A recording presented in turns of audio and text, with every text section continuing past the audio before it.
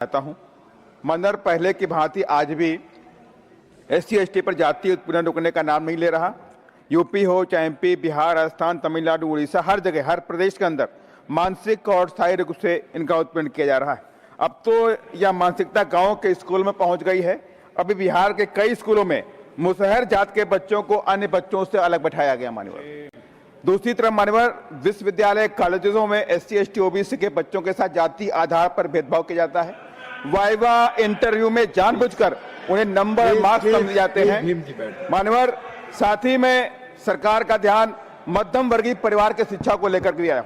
University colleges के अंदर तमाम प्रोफेशनल कोर्सेज के अंदर MBBS, MBA, इंजीनियरिंग आज की फीस बढ़ा दी गई है, जिससे तमाम मध्यम वर्गीय परिवारों के बच्चे शिक्षा लेने में महरूम हो रहे हैं। साथ ही मान्यवर मैं शिक्षा के मामले में बड़ी बातें की जा रही हैं, कुछ आंकड़े रखना चाहता हूं। पिछले 10 सालों में 93,000 स्कूल बंद हुए हैं, जबकि इसको उलट होना चाहिए था कि सरकार को 93,000 स्कूल बनाने चाहिए थे, लेकिन 93,000 स्कूल बंद हुए। मानवर देश में 6 से 13 साल के लगभग 60 लाख बच्चे अभी स्कूल से जा पाने में महरूम हैं। मानवर यही सरकार का ही आंकड़ा है कि पिछले 5 सालों में 65 से 70 लाख बच्चों ने पढ़ाई छोड़ दी है, जिसमें से दुर्भाग्य है 29.8 लाख किशोर लड़कियां हैं। मान्यवर मैं कोट करना चाहता हूं माता सावित्रीबाई फुले की बात को, किसी समाज या देश की प्रगति तब तक संभव नहीं है जब तक कि यहां महिलाएं शिक्षित ना हो। मान्यवर इसी बात पे आगे बढ़ाते हुए मैं बाबा साहब डॉक्टर अम्बेडकर की बात को कहना चाहता हूं, शिक्षा ही समानता, सम्मान और सशक्त समाज की मजबूत नींव है। मान्यवर आज देश के अंदर जिस तरह से पाखंड, अंधविश्वास की बात की जाती है, धार्मिक उन्माद की बात की जाती है, इससे देश नहीं चलने वाला, इससे देश बढ़ने वाला भी नहीं है। देश शिक्षा और साइंस पे ही चलने वाला है, उसी से बढ़ने वाला है। मान्यवर मैं बात करना चाहता हूं सामाजिक न्याय की भी।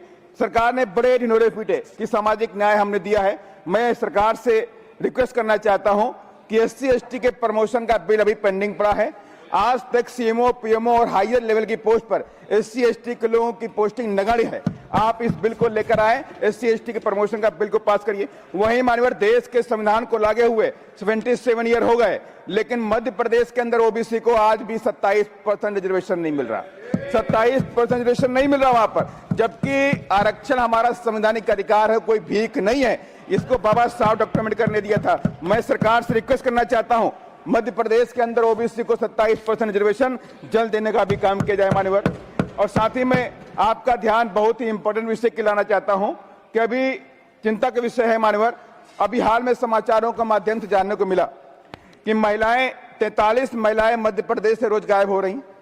कुल मिला के 55 महीनों में 60,000 बच्चे लापता हुए, जिसमें दुर्भाग्य मान्यवर है 48,000 लड़कियां हैं, 48,000 लड़कियां हैं मान्यवर। और अब दिल्ली में भी पिछले 27 दिनों में 807 लोग गायब हुए, जिसमें 191 बच्चे, 509 महिलाएं हैं। लगभग 54 लोग डेली लापता हो रहे हैं। माननीय मैं सरकार आपके माध्यम से सरकार से रिक्वेस्ट करना चाहता हूं, आग्रह करना चाहता हूं देश के हित के लिए। मानवर जो आप अपनी पुलिस को, अपनी इंटेलिजेंस को, स्टेट पुलिस को, रेलवे पुलिस को, आप सभी को अलर्ट मोड में कर दीजिए। आखिर ये बच्चे कहां जा रहे हैं, कौन है इसके पीछे है, कौन सा नेशनल और कौन सा इंटरनेशनल गिरोह एक्टिव है जो इन बच्चों को उठा रहा है और कहीं ना कहीं किधर लेके जा रहा है, इसकी छानबीन होनी चाहिए मान्यवर। इन्हीं सब बातों के साथ मैं अपनी बात को खत्म करता हूं। जय भीम, जय भारत, जय संविधान।